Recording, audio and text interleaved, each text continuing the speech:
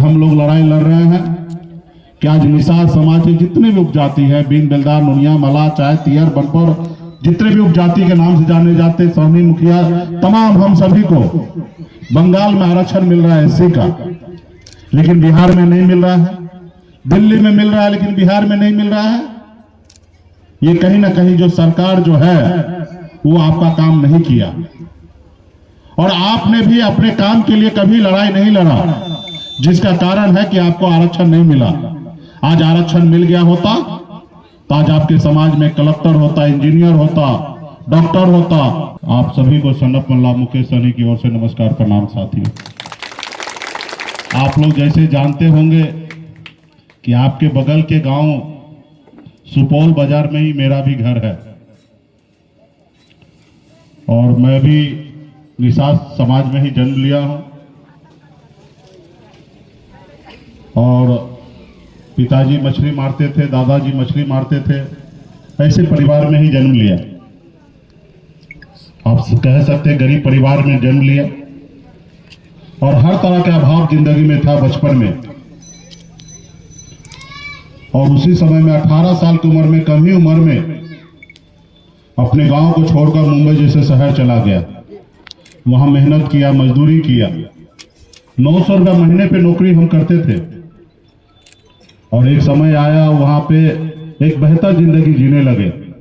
अच्छा मुकाम हमने हासिल कर लिया, बड़े महंगे गाड़ी में घूमने लगे, बड़े घर में रहने लगे, एक बेहतर जिंदगी जीने लगे। फिर मैंने देखा कि लोग चांद पे घर बनाने के लिए सोच रहा है, लेकिन आज भी हमारे लोगों के लिए धरती पर रहने के लिए घर नहीं है। फिर मैंने बॉम्बे का ऐशोआराम जिंदगी को छोड़कर अपने गांव लौट के मैं आया बिहार, और 10 सालों से लगातार आपके हक अधिकार के लिए हम लोग लड़ाई लड़ रहे हैं। ये बात अलग है कि जब पूरे 40-42 साल की उम्र में हम हमेशा गांव का नाम सुनते रहे हैं, बचपन से लेकर अब तक, कि हमारे गांव के बगल में गांव है, बधर पगारी गांव है, हम सुनते आए लेकिन अभी तक नहीं आ पाए। आज पहली बार हमको लगता है कि हम आपके गांव में आए हैं। ऐसे तो हम पूरे भारत में अपने लोगों के बीच में अन्य कई राज्य में हम जाते हैं, लगातार 3 राज्य यूपी, बिहार, झारखंड में हम सक्रिय होकर घूमते हैं, अपने लोगों को जागरूक करते हैं।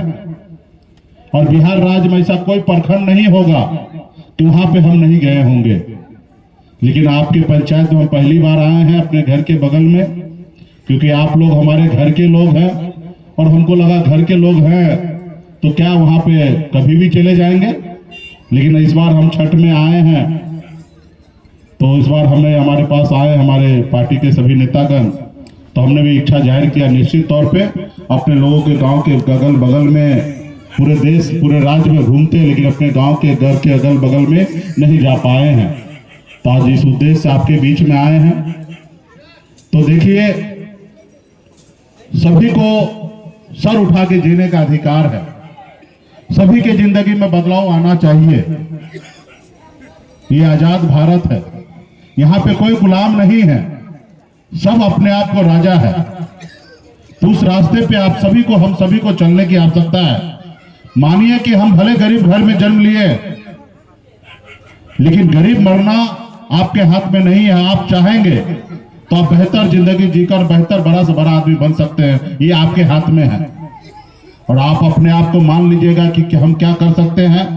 हम गरीब घर में जन्म लिए, हम गरीब हैं, कुछ नहीं कर सकते हैं, यही आपका हार होगा। अगर आप चाहिएगा तो आप हर मुश्किल को सामना करके आप जीत हासिल कर सकते हैं। तो इसके लिए सबसे पहले तो एक रोटी कम खाइए, लेकिन अपने बच्चे को पढ़ा लिखा के काबिल बनाइए। जब तक आपके परिवार में आपके बच्चे शिक्षित नहीं होंगे, तब तक इस समाज में, इस संसार में सर उठा के नहीं जी पाएंगे। अगर उसको बेहतर जिंदगी देना चाहते हैं, उनके लिए 10 कट्ठा की जमीन के बदले में 8 कट्ठा जमीन खरीद के दीजिए।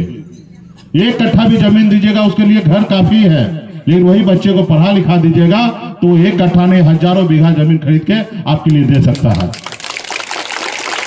आप उसको काबिल बनाइए। बाकी जब वो काबिल बन जाएगा तो दुनिया को जीत लेगा। तो इसलिए बच्चे को पढ़ाइए लिखाइए। आप देखिए ना, हम भी गरीब घर में ही जन्म लिए, लेकिन मम्मी पिताजी ने कुछ पढ़ाया लिखाया, सोच समझ जब डेवलप हुआ, गांव से निकलकर मुंबई जैसे शहर में जाके हमने झंडा गाड़ दिया। वही अगर पढ़े लिखे नहीं होते तो इस मुकाम तक नहीं पहुंचते। इसलिए बच्चे को पढ़ाइए लिखाइए, और दूसरा एकता के साथ रहिए, एक दूसरे को संबंध रखिए, एक दूसरे को मदद कीजिए, एक दूसरे के साथ रहिए। ना जाने कब आपको कोई दूसरे आपके पड़ोस के लोग आपको मदद करेंगे। तो इसलिए आपके आसपास में जितने लोग हैं उनसे अच्छे संबंध बनाइए, और दूसरा अपने अधिकार के लिए जागरूक होइए। अपने अधिकार के लिए जागरूक होने के लिए आपको संघर्ष करना पड़ेगा। आज हम लोग लड़ाई लड़ रहे हैं कि आज निषाद समाज के जितने भी उपजाति हैं, बीन बेलदार, नुनिया, मल्लाह, चाय, तियर, बनपर, जितने भी उपजाति के नाम से जाने जाते, सोनी, मुखिया, तमाम हम सभी को बंगाल में आरक्षण मिल रहा है एससी का, लेकिन बिहार में नहीं मिल रहा है। दिल्ली में मिल रहा है लेकिन बिहार में नहीं मिल रहा है। ये कहीं ना कहीं जो सरकार जो है वो आपका काम नहीं किया, और आपने भी अपने काम के लिए कभी लड़ाई नहीं लड़ा, जिसका कारण है कि आपको आरक्षण नहीं मिला। आज आरक्षण मिल गया होता तो आज आपके समाज में कलेक्टर होता, इंजीनियर होता, डॉक्टर होता, बड़े बड़े अधिकारी